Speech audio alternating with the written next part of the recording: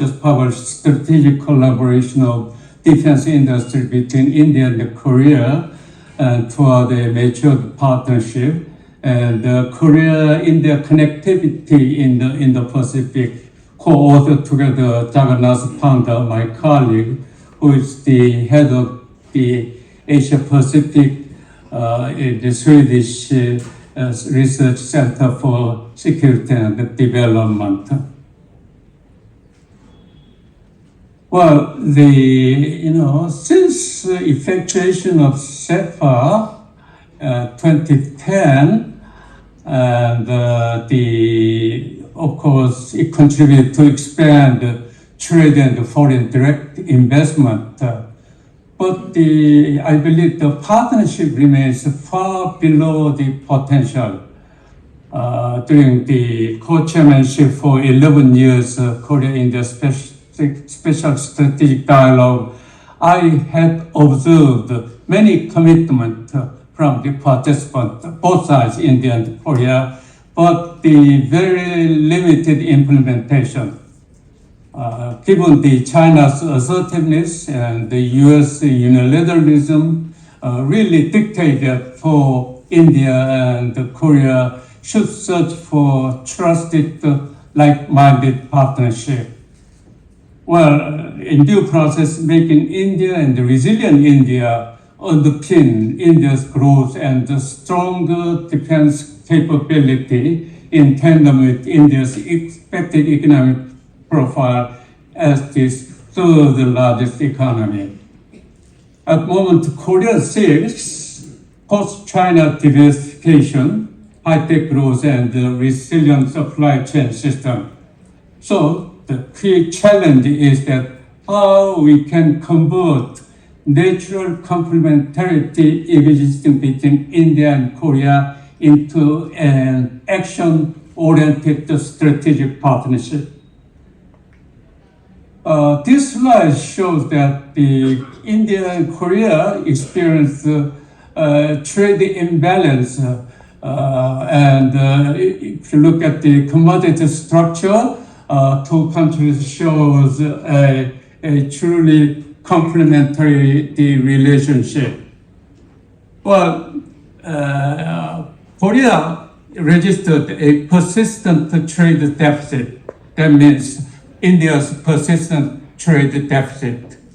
But here, the India-Korea trade volume at the moment is just about 10% of Korea-China trade volume and only 30% of Korea-Vietnam trade volume. So this trade imbalance, I think many Indian colleagues, they point out that as a true caveat for the India-Korea relationship. But I think this trade imbalance will exist until India make a full realization of Make in India program.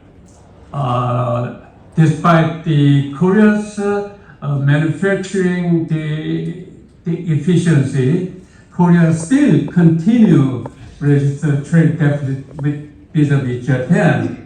So such a structural imbalance is in a sense quite natural given India's very weak manufacturing facilities.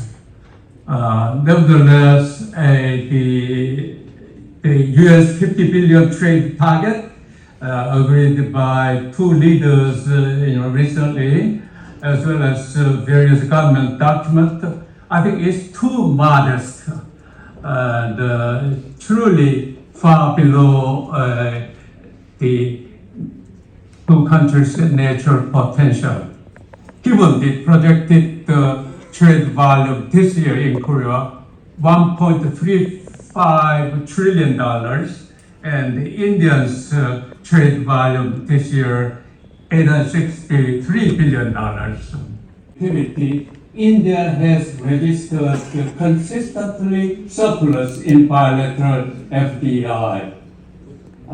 So on that score, I think India and Korea are even out in terms of the macroeconomic management.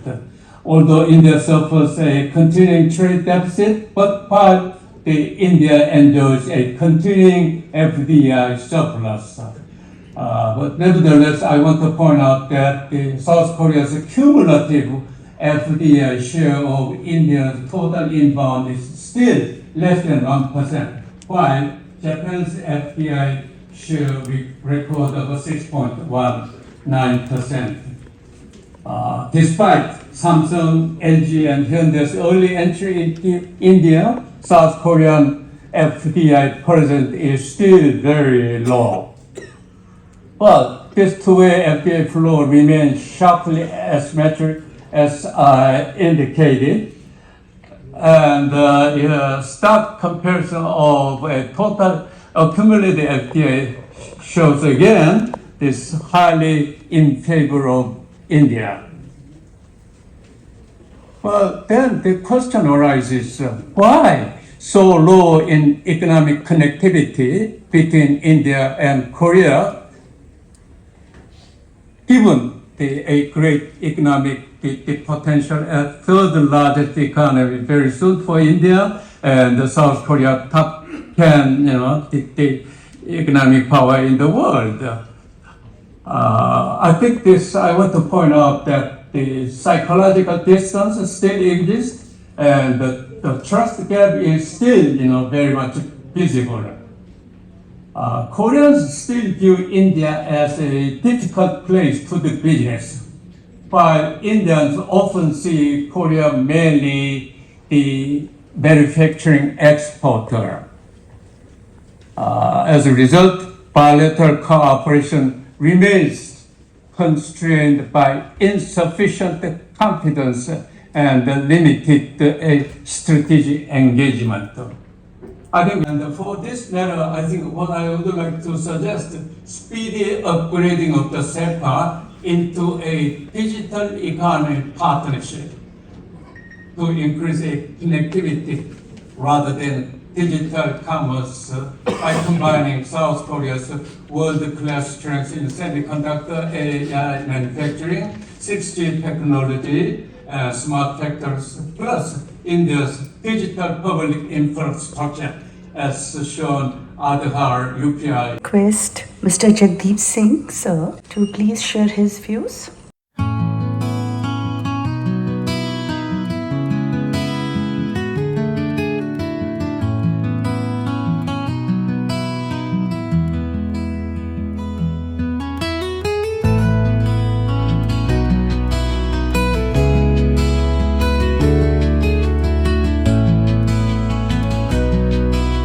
First of all, namaskar to everyone. His Excellency Mr. Lee Seong-ho, Dr. Arvind Virmani, Professor Chung Yon, Mr. Jian Cheng, distinguished guests, ladies and gentlemen. It's a great pleasure to be here today among the distinguished gathering of academicians, diplomats, and business leaders. I extend a warm welcome to everyone present at this conference dedicated to fostering deeper economic ties between India and Republic of Korea for global competitiveness. To begin, let me share an interesting historical fact of our two countries. Both India and Republic of Korea experienced potential rule and celebrate their Independence Day on the same day, 15th of August. The Republic of Korea gained independence in 45 while India became independent in 47. This shared milestone is a reminder of our common historical journey and aspirations. Let me also briefly reflect on the relationship between India and Republic of Korea. Diplomatic relations between our two countries were established in 1973. In 2010, our bilateral relationship was elevated to a strategic partnership, and in 2015, during the state visit of Prime Minister Shri Narendra Modi ji to Seoul, it was further upgraded to a special strategic partnership. In 1923, the two countries proudly commemorated the 50th anniversary of the establishment of diplomatic relations. As rightly highlighted in the concept note for this conference, the India-Republic of Korea partnership is evolving within a challenging global economic landscape characterized by increasing geopolitical tensions, rising protectionism, and the growing need for resilient and diversified supply chains. In recent years, the two countries have undertaken a comprehensive review of bilateral cooperation across trade, investment, development cooperation, defense and security, science and technology, culture, and people to people exchanges. Both governments are now exploring opportunities to expand collaboration into emerging areas such as critical as emerging technologies, semiconductors, green hydrogen, human resource mobility, and resilient supply chains, both bilaterally and in partnership with like minded countries. Today, the Republic of Korea is the fifth largest source of foreign investment in India. Korean companies such as LG, Samsung, and Hyundai have established significant manufacturing and service operations in India and have become household name across our country. Despite the depth of our economic engagement, challenges remain. India continues to face a substantial trade deficit with the Republic of Korea, and both nations are working together to address this imbalance and promote more balanced, sustainable, and mutually beneficial economic growth. I firmly believe that the common values shared by our two nations, including democracy, human rights, and the rule of law, provide a strong foundation for strengthening our partnership in the years ahead. I am also confident that this conference will be highly engaging, productive, and beneficial in identifying new avenues for cooperation against the background that the industrial structure of India and Republic of Korea complement each other remarkably well.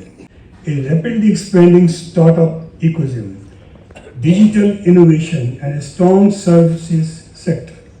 The Republic of Korea, on the other hand, brings technological excellence, global manufacturing leadership, advanced research, and development capabilities, and world-class vocational and professional training system. These complementary strengths create natural opportunities for collaboration across a wide range of sectors, generating mutual prosperity and shared growth. I wish this initiative every success and hope it will serve a strong platform for promoting sustainable manufacturing practices and innovation across multinational enterprises by encouraging the exchange of strategies for resource efficiency, environmental compliance, workforce development, and technology adoption. These are among the key objectives of this conference, and I hope its outcome will inspire many similar initiatives in the future. Thank you once again for inviting me for this conference.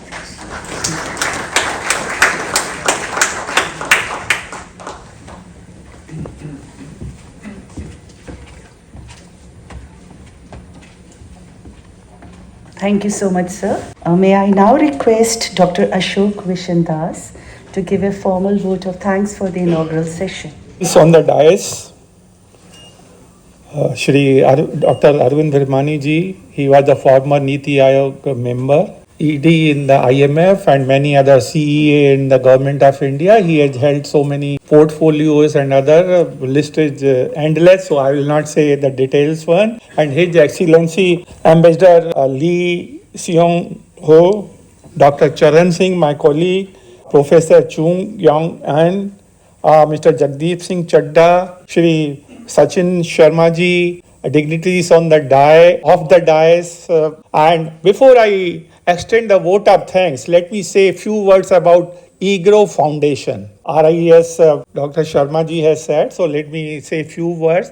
The EGROW Foundation came into being in October 2018, so we are still yet to complete our 8 years. So that sense we are a very young, and though we have crossed the infancy, and just to tell you about the Viksit Bharat and India 2047, It is the brainchild of EGROW Foundation, I say with pride. It was, we developed a paper and the full report on first India 2037, then 2047, and only then the government adopted it. They found a value in it. But not many people know this, but then we submitted these detailed papers to the Niti Aayog. On the basis of it, the Prime Minister started saying India's Viksit Bharat 2000 was. That's now history. But just to give an illustration, the short point I want to underscore is the EGROW Foundation is a company under Section 8 of the Companies Act. That means no profit, no loss. We do, and we have the 5 founding directors there, and all of them have served in the government of India, outside the government of India, IMF, and many international organizations. So it's purely research-based organization based on the merit and backed by the hard evidence and empirics. So nothing from our side. It does not represent the views of a particular segment or that I wanted to put it upfront on before you. Let me express, it is my singular privilege to express my gratitude to Dr. Arvind Virmani ji, His Excellency Ambassador Lee Leong, Dr. Charan Singh, Professor Chung Yan, and Mr. Jagdeep Singh Chadda, Professor Sharma ji, Sachin Sharma ji, and everybody who is present. I know how difficult it is to come to this summer and then attend. That shows the level of commitment you have expressed, for which, on behalf of EGROW Foundation and my own behalf, I thank you one and all from core of my heart for being here and contributing to this. And this first session was very, very stimulating and very intellectually sharp. All the speaker who said is very, very good. But few things I want to underscore very clearly, because South Korean view India as a very difficult place to work on.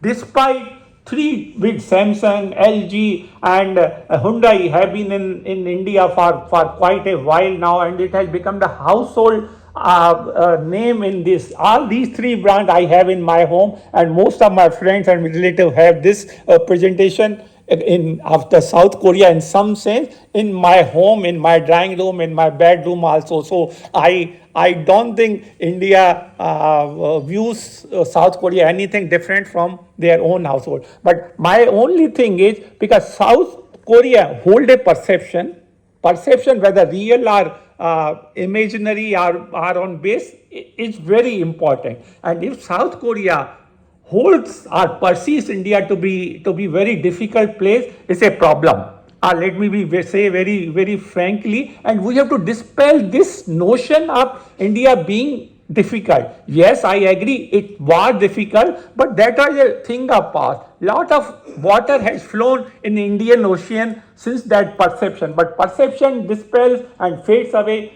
during the time. Through His Excellency and other people who are present from South Korea, I want to assure you that now India has moved from control and command kind of situation to plug and play kind of thing. Therefore, it is much easier, and none other than the Prime Minister has said umpteen time beyond count that India wants to make it very, very easy of doing the business. So this is not only in words, but in. So I want to convey through this forum to my South Korean friends, to convey to the country back that yes, India had changed, and changed for a betterment. And in the background, and this is very significant in the background, that China's assertiveness and US unilateralism, they are the points which should push her to be more friendly kind of thing, not a seller-buyer kind of relationship, but a co-developer kind of relationship between India and Korea. I met His Excellency in his office, in Korean office, only few days, me and Charan Singh. And first question he asked, and that was a very valid question. He said, why you are considering India-Korean conference? That was very valid question. And then I want to answer once again here that we want to have Korean because India offers a big market, 1.4 billion people and more, the largest population. Every 1/6 of Indian lives in the word person lives in India. So that's the kind of scale we can upgrade the scale, and then we are a reliable person. See our democracy and other things we share, but things are very big. I will not say this, but short point is India offers a great market, great collaboration, and very reliable trade partner, and we now have at the level of 27-28 billion trade. That means export and import both. But then if we target 50 US, even it looks 100% increase, but even $50 billion is also peanut to me. We have to expand it, and we have to expand the size of the pie, not the share of the pie. And then everything will be, so it will be a win-win kind of situation if we partner and we like each other, we have to trust each other, and that is the message. I think many more panelists will talk about this. So I once again thank you very much. I have full faith in optimism between the relation of Korea with India, and I thank you very much for your valuable contribution, and I'm sure this conference will give a very good and very practical and doable kind of action which will present to our government of India also, and then to Korean embassy, and through them to their country. Thank you very much for being with us. Thank you.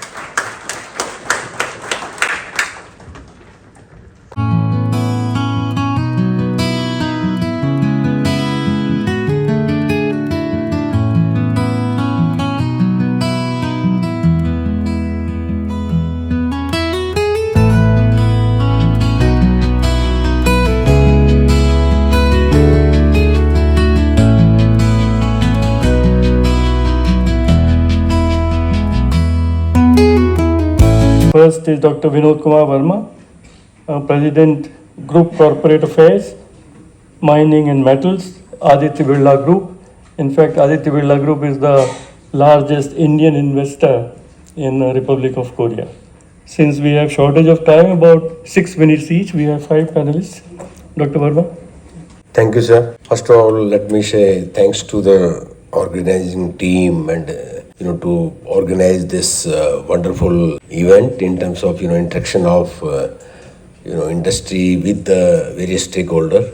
I am here not to discuss about the size of aluminum industry, or as well as the that way what is the per capita consumption of the aluminum. But definitely I am here just to share that aluminum industry is committed towards set a benchmark in terms of ensuring the green aluminum. After steel, that way aluminum is the most recyclable metal. In that industry is very keen, serious, dedicated and committed. Industry is working with the government to ensure fulfillment of all the benchmark of the sustainability. Challenges are there since aluminum that way 45% cost is with respect to the power. And at this point of time, the main source of power is the thermal power. They are consuming, coal. Alternates are there. Industry is working in terms of, ensuring the availability of the renewable power. In long term, that way, industry is also, in touch with the government as well as with the think tank to ensure that nuclear power, availability of nuclear power for the aluminum industry.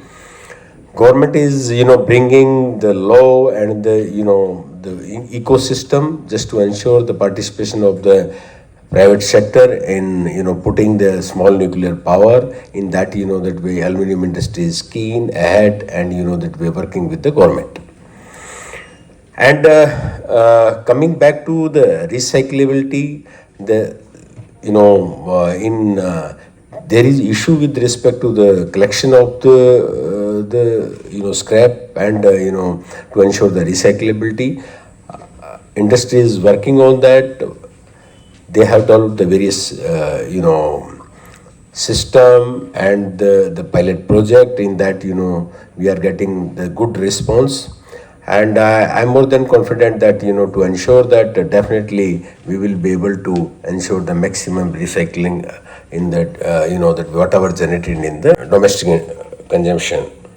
You know, we are the fifth largest producer of bauxite. The bauxite is available, coal is available. So that way it's worth to go ahead to expand this industry. Consumption is there. After China, we are proud to say that we are contributing for the, total what's requirement in terms of, tonnage and the quality. As far as the defense sector is concerned, aluminum industry is, that way far ahead. Indian industry is, very much capable to meet the total requirement in terms of quality and quantity. We are one of the leader in providing the defense grade aluminum, and we are developing the capacity in India as well. Our Indian defense sector is keen to collaborate with the aluminum industry.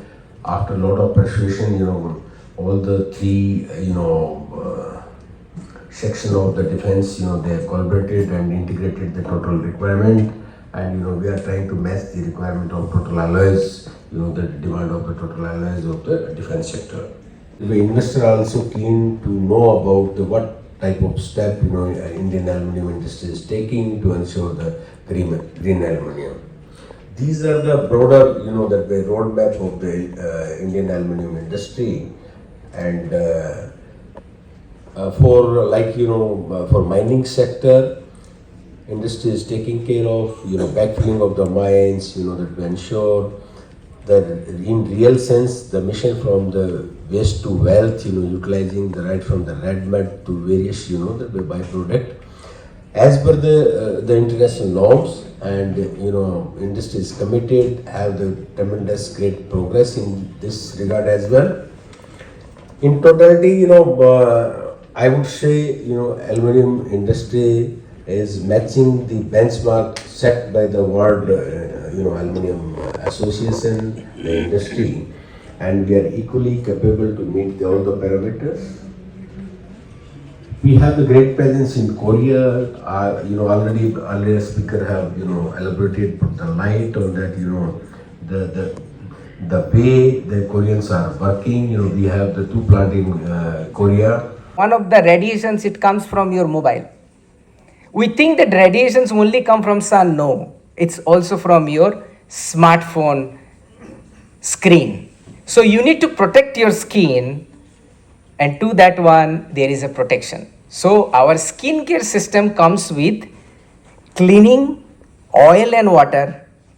Second one is nurturing from deep to outside, epidermis and dermis, then protection. You always remember these are the process. I think I have 1 more minute. I will conclude in 1 minute how the K food or K supplements will be leveraging also. Let me tell you some of the ingredients, even guargaon, some of the foods, raw materials we are bringing not only for the cosmetics but also for supplements. I think India and Korea will have amazing collaborations where the supply chain we can build inside India, where the raw materials, which is one of the highest in this whole world, 50% of medicinals and other plants and raw materials comes from India and export, and it reached to Korea.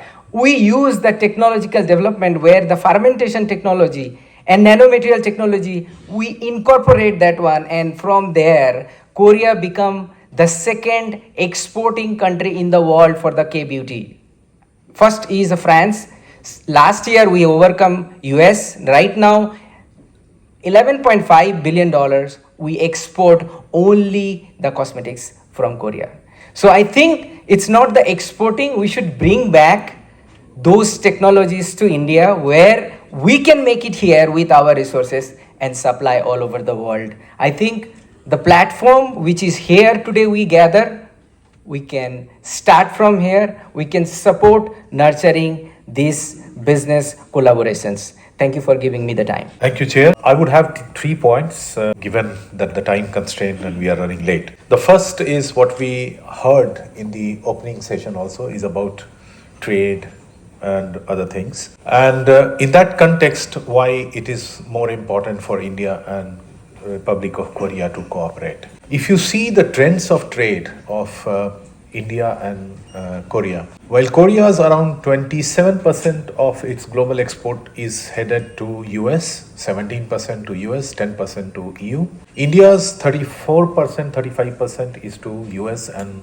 EU, which is around 17%. Now we all know EU has come out with its scheme of CBAM, which is a border tax for neutralizing carbon. So when your 17% of 10% of your global export is going to be costly because of your carbon emission, you need to green your industrial process. That's the reality. The second reality comes from the net zero commitments which the countries, including India and Republic of Korea, have made in the forum of UN. And therefore, it is not only binding, but it is also a pragmatic and practical way to green your industry, your manufacturing, your entire supply chain. Because if we do not do it effectively in long run, we will be locked out of these important markets.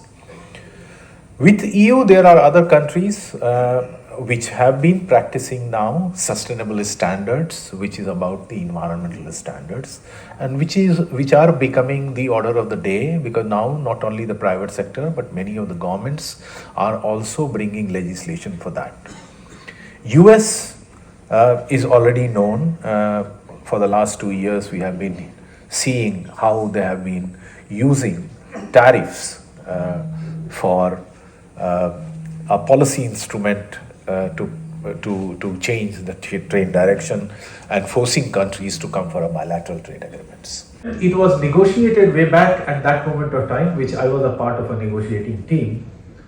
I found after even 16 years, not much substantial movement have happened in any of these India's comprehensive economic partnership agreement towards those chapters on economic operations. And this is a high time when this need to be really taken into seriously and not left only to the chapter or to only focus on trade in goods or services to that effect.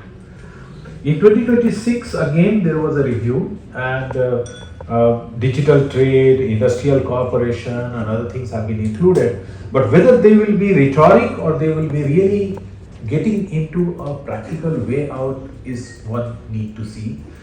But we need to also take stock of what has happened in past and then move ahead. Green, steel, etc. Yeah, please go ahead, Mr. Pio. Hello, can you hear me? Yes, you are audible. Yeah. Okay. Good afternoon, everyone. I'm Youngmin, and I work at Solutions for Climate, a non-profit climate advocacy organization based in South Korea. It's a great pleasure to join this conference today, and I wish I could be with you or in person, but I couldn't make it. Sorry for that. And I am very grateful to have the opportunity to participate online. Thank you very much once again for the kind invitation. And at Solutions for Climate, I focus on industrial decarbonization, particularly the steel sector. And as many of you are aware, steel production is responsible for about 10% of global carbon dioxide emissions. And at the same time, steel is an essential material for infrastructure, transportation, construction, and the clean energy transition itself. So this means the challenge is not simply to produce less steel, but to produce steel in a much more sustainable way while maintaining industrial competitiveness and the economic growth. And among the various pathways for reducing emissions from steel making, hydrogen-based iron making has attracted significant attention from both governments and industry. And when produced with renewable hydrogen, the technology has the potential to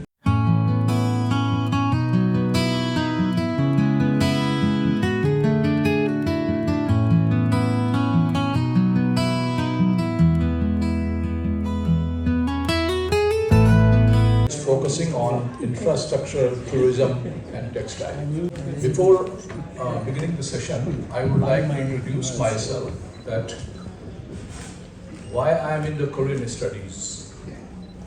So long time before, in the 80s, I was reading always Far Eastern Economic Review, and Korea was the country that was growing double digit, and compared, India was lagging behind.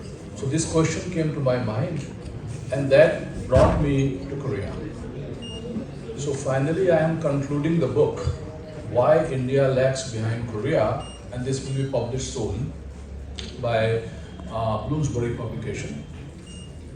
So I think one very important thing that we have to understand, that the interest of India and Korea, as many other panels they have already talked, is converging and has converged. So we have to putting this infrastructure and tourism and textile into one context. Actually, Korea is now in the second takeoff. The first takeoff of Korea was from agrarian to industrial, and Korea was very successful. Now Korea's second takeoff is from industrial to post-industrial. However, we are now in our first takeoff, which is agrarian to industrial, though there are many other things also coming up. So I think for Korea, it is very important to be successful in the second takeoff, to develop relations with India. And for India, it is very important to understand Korea's first takeoff, means learning from Korea.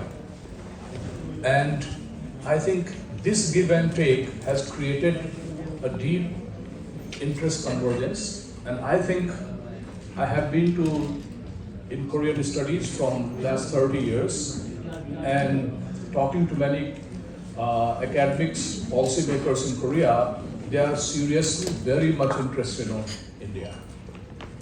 And I think India is also understanding Korea's value, so this is very important. However, one question always comes to my mind, that the Korean corporations, they have developed infrastructure in automotive industries, in the electronics, in many areas.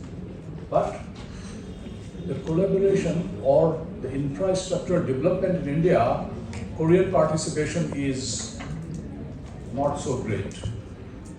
And I think it is very important to understand that some of the key areas where Korea can do a lot, and that's why India-Korea relationship lags behind Korea-Vietnam relationship. So, what are the missing points? Why the infrastructure in India, we have now starting to develop high-speed railway network. Korea is not much present there, so I think that is one area where Korea can do a lot. Then we have tourism, as we have already got the input in the earlier session, that how Korea can tap many Indian tourists by introducing arrival visa or some other facilities.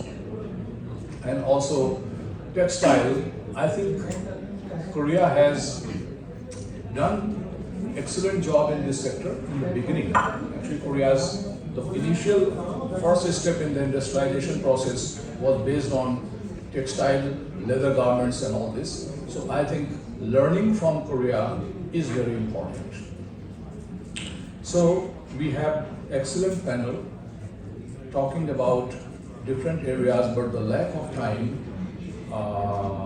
I have been asked that each panelist can focus on one or two issues. I can ask some questions and you can just respond to that, or you can be brief in your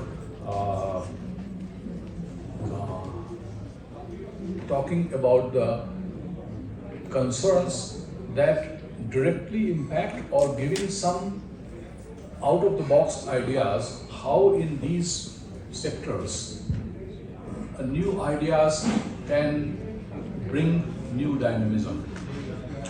So I have Professor Prabir Dey. He is Professor RIS, and I think he has worked, and I have read his papers. He has worked a lot, economic relations and all these areas. So he can give wider picture of economics of the infrastructure, how India, Korea both economically they can move into these areas. Over to Professor Prabir Dey. Thank you, Mr. Chair. I must appreciate such a time, actually Korean mid-time, early morning, or our dinner time, so many people to listen to conversation. Very, very heavy topic, India and Korea. Sorry, Indo and Korea. And still we have colonial hangover using the word Indo. But let me come to just a kind of my remarks. So that when we talk about infrastructure or the diplomats, both in service and retired, we use the word connectivity. Korea and India silently progressed well, and from the morning until last session, we discussed some of them. Many of you aware of all those, but as the chair actually said, let's talk about way forward. So I think my intervention is that in the if you look at as India's exports to Korea, it is ranging about 5 to 6 billion. That's quite static for quite some time. We have a current account deficit because total trade is 26, so the rest of them are very important for certain reasons, very good reasons.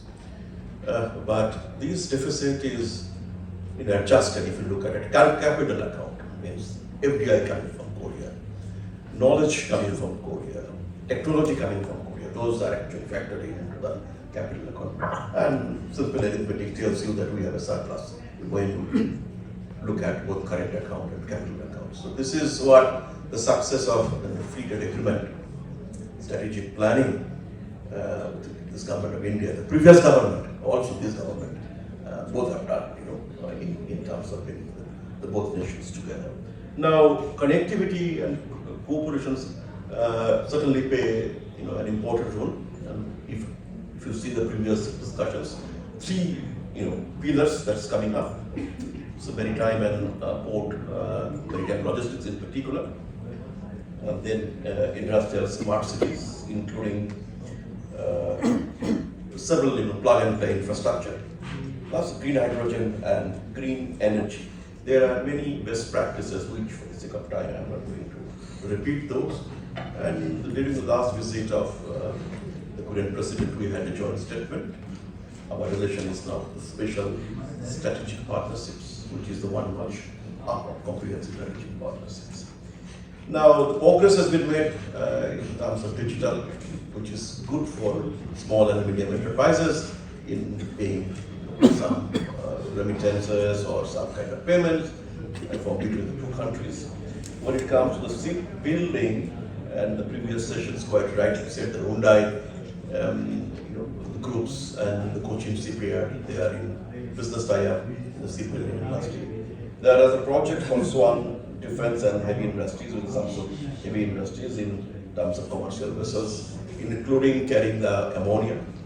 Plus, in the logistics sectors, most of the Amazon products or our e-commerce products, most of them carried out by a Korean company called CJ Darsan.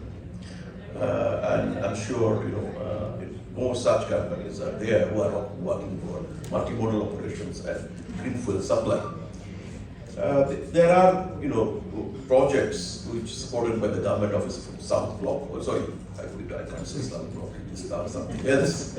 So they have transformed India-Korea relation through India-Korea Voyages framework, which is aiming for $25 billion $25 million deal. And there are micro projects like Bharat Heavy Art Movers and Hyundai to build smart cranes. So Mr. Chair and colleagues and friends, that the progress in terms of neat achievements that India and Korea have a SEPA, which is up for review, plus India, Korea have done a port agreement, which is very unique, port to port cooperation. Second is, if you come to the trade facilitation, most of our digital paperless trade facilitation heavily dependent in the past and today also Korean model. So this point to be noted that paperless digital trade facilitation, what is India is doing through our customs cooperation, there is a heavy Korean contribution. Third is that Korea and India also partner for authorized economic operators, mutual recognition agreement. In the customs cooperation, customs officials, both the countries, there is a trustability. We don't deny if the signatures, if they don't mismatch. So there are many, many best examples. Even though from 1st January 2025, we have accepted all non-preferential certificate of origin through electronic submissions, much before that India-Korea started exchanging certificate of origin, digitally, which are bilateral natures. So these are some examples. I may just have one more minute, if I may, since Chair, and his name is Jitendra, my favorite from Punjab. And there is Uttam, which is also my favorite from Bengali movies, Uttam Kumar. So it's quite. And by the way, these two lands are also got divided through some conspiracy, isn't it? Jitendra ji, which is Punjabi, and Uttam Kumar is a Bengali. So let me come to our concluding observations from my side, and I will also like to underscore who will be doing what. Is it a Niti Aayog who will be doing something, or our foreign office will be doing something? Number one is that that we have is the India-Korea maritime partnerships to focus multimodal connectivity with security, shipping, and supply chain resilience. This is not just a joint statement. The issue which are by best endeavor basis, there should be some kind of binding things. This is point number one. The role of the Foreign Office between the Ministry of Foreign Affairs, Korea, and also our External Affairs Ministry. Point number two is the more direct calls of shipping lines. When we are asking for Koreans to have shipbuilding industry, the Hyundai shipping companies. We may also request the Hyundai Merchant Marines, which is one of the top largest shipping companies, to invest in India through a direct call. Today we do not have any direct shipping lines between India and Korea. Korea and India also, three sides are on oceans. Point number three, that India and Singapore, we have a project called GDSC, which is called Green and Digital Shipping Corridor. That can be extended to the Korea, so it can be called trilateral cooperation for digital and green shipping. As you know that on the green shipping, supplying bunkering fuels, green hydrogen and bunkering fuels for the next maybe 50 years. From Singapore, the vessel leaves, it comes to Galathea Bay, that's the plan, and then it goes to coming back to, in here in Wadaban or Mundra, and then it goes to the Amsterdam. Something, this is the plan. See if we can extend it to the port of Busan. So who will be doing this? The role of port authorities, our port authorities in India, basically it is Indian Ports Association to start with. Point number four, that if you call any trade facilitation custom house agents or any companies who are bringing the containers from Korea to India or India to Korea, we do not have a bill of lading, e-exchange. It is heavily still documented. But Koreans, all the ports and their FTA partners, they do the e-bill of lading. Just basically without any sort of direct interventions, manual interventions, everything is done electronically. So e-bill of lading. Point number five, a more maritime center of excellence is required, and RIS should be congratulated because it is the only organization who started with a dedicated think tank called CMEC, Center for Maritime Economy and Connectivity. And there should be more connections with Korea Maritime University, Korean Maritime, Kiev, for example. Those need to work together with us within Indian think tanks. Last point, then I close. There is a huge discussion happening on exploration in the Arctic and Northern Sea route. So this is again the role of diplomacy and those who are working on this area, India-Korea joint ventures. on the Arctic and Northern Sea. Thank you very much. In detail, I think very important ideas. And now I request Mr. Harsh Dhingraji, and he will be sharing his vast experience in the railways and metros. So I think very important, because this is the new growth engine in India, and I think there is a lot of opportunity in this domain. Over to you. Thank you, Chaitanya. Let me share one important, insight about the Korean years in India. Mic is not working, sir. Thank you. The interesting aspect is when Indian economy opened up during the late 90s and early 2000, and the private players were asked to come to India, the first company that came to India was a Korean company. In fact, the first metro train which started in Delhi was supplied by a Korean company. And today, out of 1,000 kilometers of metro network in India, almost 250 kilometers of that network is supplied by the Korean company, whether it is Delhi, Bangalore, Hyderabad or Ahmedabad. And post that, I have seen it that the Koreans have shied away from the infrastructure market, especially in the rail and metro. Why they have done like that? Wherever we have seen that in the field of consumer product or automobile, all the Korean companies have come to India to set up the industries. Whereas in the case of rail and metro, Koreans have not come to India. And the basic reason which I could analyze, one of the top reason which I could analyze was that Koreans are shying away from the open competitive bidding. Because majority of the infrastructure projects in India are done through the public procurement system. And once the specifications are finalized, whatever additional features that you provide as a technology, Koreans are not able to compete in that market.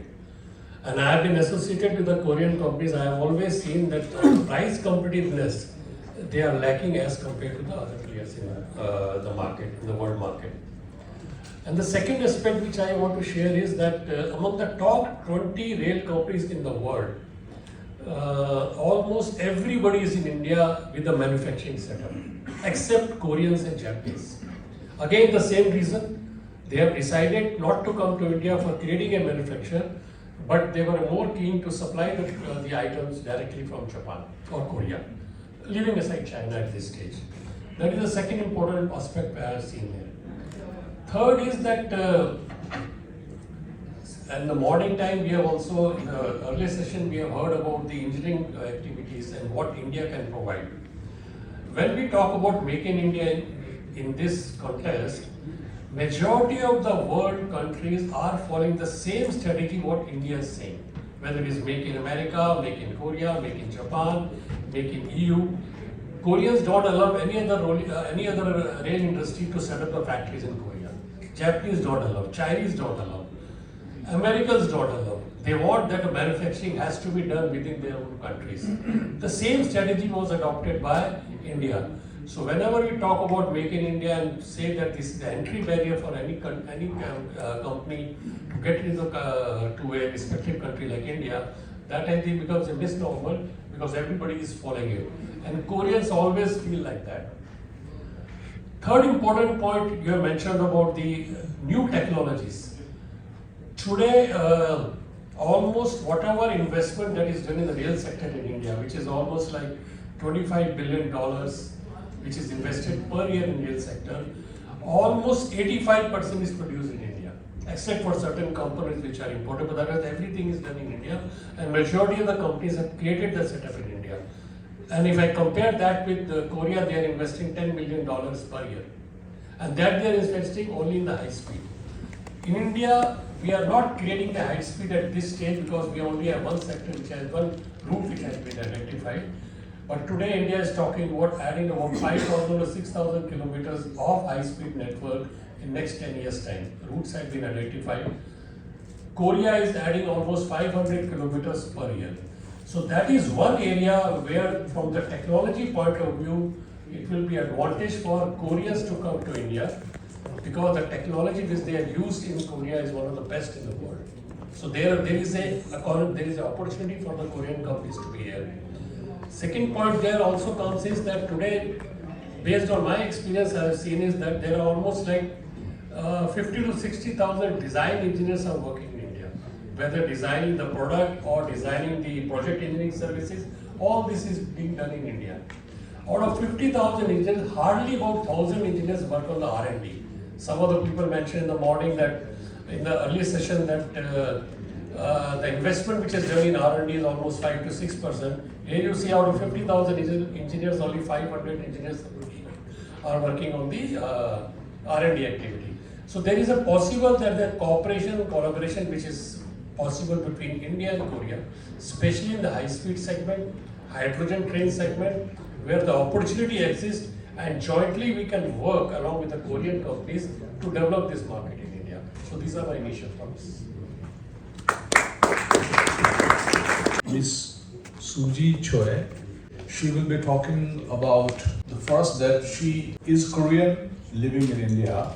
So I think very important, because actually the macro picture between India and Korea is all set, but the micro picture, how the two people they interact each other, I think she can shed light on that, as well as her experience in organizing these activities. Namaste ji, my name is Suji Choi. I'm a managing director of Seoul Monopole, India, Korea and Maldives. I'm a travel agent, but I'm also acting as a director of external affairs of the Peaceful Unification Advisory Board. We report and advise to Korean President directly. I am also Korean by root, but I married to Indian, Punjabi in year 2010. So I became overseas citizen of India. So I love India as much as I love Korea. So I want to share my experience base, because all the doctors and professors already talk about all the important figures and all. I've witnessed Indian tourism development in the last 16 years. When I first came, I didn't see much nice toilets and then a clean street. Now it has been really developed, and it is very much convenient by railways and by road. And I have I want to share one funny story with my husband. We argue about my child education, to do it in India or Korea. And I said, Korea is a developed country, we have to educate them in Korea. And he said, no, most of people well speaking English, and in Korea you have to go to zoo to see all the animals, but in Korea, but India you can see everywhere in the nearby. That means actually Korea is many concretes and already all developed with concrete apartment. But here India has a lot of beautiful parks every corner, and Koreans are very much surprised to see squirrels, peacocks, and monkeys, and elephant and camels. So that's a difference. And also, I want to talk about medical tourism. India has a lot of population, and Indian doctors are very well skilled and experienced with many cases. Korea has a beautiful and state-of-the-art technology. So Korea has a lot of cosmetic and nice anti-aging system. So it's a different. And last, I want to talk about ecotourism. MICE, if I can just mention, there are many events and exchanges happening between Korea and India also. Right now in Bharat Mandapa, there is a text year 2026 exhibition happening from tomorrow. And some Korean textile company also visit and exhibit here. The same thing in Korea, we have many medical conferences, so Indian doctors attend to Korea, and then after the MICE conference, they do sightseeing. one thing funny that I noticed, Indian people going to Korea, they look for Indian restaurant. Korean people coming to Korea, they look for Korean restaurant. So I'm thinking, why they go to another country and look for their own food rather than staying home and order their food. That's, I think, familiarity that they are used to, they look for. And I'm a bridge between India and Korea, I'm sure. And today I want to tell all of you here, as we all have a love for India and Korea, we spread happy virus between all of us so that we can become more closer with happy virus. Thank you. Or the Chinese. Well, but when it comes to Koreans or the Japanese or other countries, their role is very, very minimal. Whereas if you look at the technology and the products available for these applications, they are immense. I mean, there are new products coming, and but the Indian manufacturers or the companies who are planning to set up the industry in this field, they are moving towards either China because of cost reason, or Europe because of particularly Germans for the quality reasons. Because of so the gaps, if I analyze, one are the availability of good machineries. The industries, the people are available, the entrepreneurs are available in India who want to enter into the sales segment. Before just moving forward, I want to put one figure. Presently, this technical textile industry in India is poised at 102 billion USD and likely to become almost 1.5 times by the end of 2030. And the growth rate in geotech is roughly 5.5% CAGR. This is the significant figures. And with the non-availability of conventional resources, which is depleting fast, the scope is immense. And where is the possibility of association with Republic of Korea with a kind of advanced infrastructure? Where I would like to quote one, very prominent project of Korea, which is known as Incheon Bridge. The Incheon Bridge has been designed using the product called geotubes that was used in the creation of the bridge foundations. So that is, they are already advanced, and this technical textile has been widely used in Korea. Now India, there is a big opportunity for Korean firms to come and associate with the Indian entrepreneurs and be part with this industry, which is a significant role in the Indian infrastructure. And with the new standards coming, where it's railways, because recently railways open up the doors for the application of technical textiles. Similarly, highways already use it for last 2 decades. Other segments like landslide management is open up with more roughly 1,000+ crore tenders are in the pipeline. So there is a significant market size potential, and so this is time when the Korean partners can come enter into this market, and this is be win-win for both of the countries and both of the markets. So with these words, I am not taking too much of time. This is my simple synopsis. That, as I told, that we are in the first takeoff from agrarian to industrial, and Korea achieved this with a success. So learning from Korea, from that phase, from agrarian to industrial, I think one thing, and I lived there for a long time, it is the determination to development. Developmental determination. Korea was a very weak country, war-torn, and no resources, but they had determination. And I think when I was a student in Jawaharlal Nehru University and went to Korea, one thing I learned in Korea, like here many students, they will write half paper and then they will not publish it. But in Korea, if they decide to do something, anything, any problem can come, they will complete it.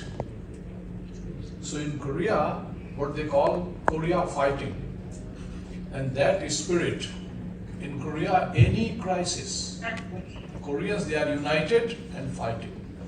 When the financial crisis of 1997 came, I was in Seoul, and Koreans, they were in line to donate their gold.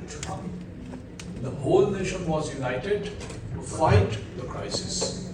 I think India's crisis is under development, and we have to be united and fight it and learn from Korea how to fight it. So, with this, I think we are concluding this session. Anybody?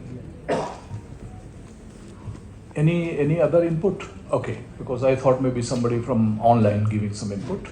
Center for making this venue available to us, and also I think you have seen this. Our tech team has been very effective. So special thanks to them also for audio-visual support. So I think we will be bringing all these proceedings in the form of a document, and we will share it with the Korean Embassy as well as with the Ministry of External Affairs as research briefs, as inputs for taking it further in their program. So thank you very, very much.